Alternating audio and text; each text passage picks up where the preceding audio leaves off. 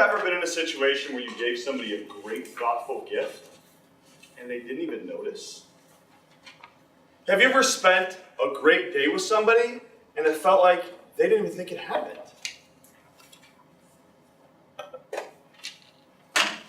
Mr. Toastmaster, fellow Toastmasters and our guest, this is where 5 Love Languages, the book that was written by Gary Chapman, helped me understand more about the way people respond to the things that I was doing for them.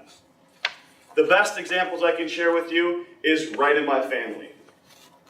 To start off, my wife is a quality time person, which is the first love language. In Gary Chapman's book, he talks about how the love language of quality time is actually spending one-to-one time alone, face-to-face, eye contact, no cell phones, no distractions, no watching ESPN up in the corner, one-on-one time, focused. Now, you may have remembered my icebreaker speech and how my wife and I really met. We spent 1,500 miles in a car driving from Louisiana to Arizona. Talk about quality time. That's how I got her hooked. The second love language is gifts. Now, the person in my family that loves gifts more than anybody is going to be my oldest daughter, Eliana. It doesn't matter if you bring her home a toothpick. It's something that's physical that you give to her. I remember multiple times where I would bring home a pad of stickies. And she'd go, "Oh, what's that, Dad?" I was like, "Well, I brought this for you."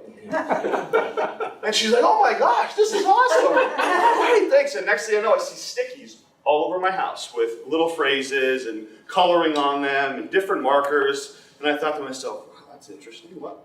Every time we go to the store and she sees a Target bag, all she wants to do is see what's inside the Target bag.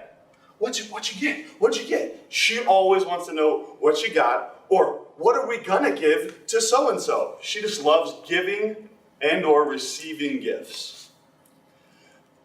The next love language is physical touch. And this is my next daughter, Mia. She's 5 years old. The greatest thing is when we put her to sleep, she stops and she says, "Dad, can I rub your arm?" And she just pets my arm and sucks her thumb. It's adorable. It's great. Sometimes it's a little annoying because I just want to go ahead and get out of your room and go do my own thing. But she loves it when you just sit there and she can rub your arm.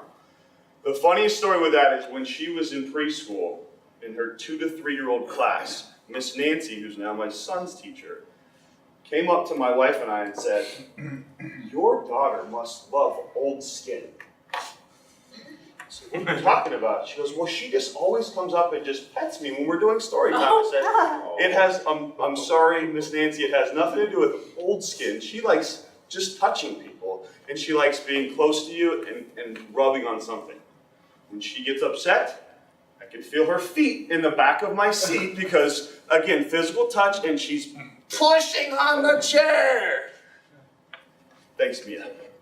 The next love language is going to be words of affirmation. For this will be my son, who's 2.5 years old. We went to my mother's 60th birthday party, and everybody was hitting golf balls at Topgolf. And he heard us all saying, "Oh, nice shot, Patrick. Nice shot, Jonathan. Nice shot, Mom." And I was videotaping my brother hitting some balls. And unbeknownst to me, my son is standing next to me, and next thing you know, I hear him, "Nice shot, Uncle Patrick." 2 years old, screaming, "Nice shot, Uncle Patrick," giving words of affirmation to my brother, who he's heard it over and over again. Yesterday morning, we get home from dropping my 7-year-old off, and he stops and he goes, "Dad, can I have this?" I said, "Yeah, of course. It was this baseball glove that I got him recently." And he said, can we play? I said, "Well, yes, of course, we can go play." So he's holding his glove out like this, and I toss the ball, and it hits him in his glove. And he goes, "Nice job, Dad." And I'm like, "No, nice job to you." "No, No, nice job, you, Dad. All he wants to do is give me more encouragement and that words of affirmation. The fifth love language is going to be acts of service. For me, I'm number 5 in the family, and yes, for me, acts of service is what I like. My back, no matter what, always itches. All I want is my wife to scratch my back. Most of the time that doesn't happen, it seems, or not enough in my case. When I come home and I see dinner on the table, when I come home and I see my clothes put away, when my wife tells me, in her ever-expanding belly, I really want a donut. She's pregnant, I'm not calling her fat, okay? I want a donut. I stop and I say, what kind would you like? And I drop everything and I go get her a donut. It's just the way I show love to her. Now, with my wife's ever-expanding belly, we do have a 6th of the family coming. There is no 6th love language, so I have to figure out where they're going to fall in this category. I'm hoping that I can identify it as early as I did with my 2-year-old son, so I can go ahead and identify these things and grow the relationship with my wife and now all of my children. What I would tell everybody is take a look and start recognizing these things. If you've not read Gary Chapman's book, 5 Love Languages, you can use it in any relationship that you have. No matter if it's a significant other, a child, a coworker. Jump in that book.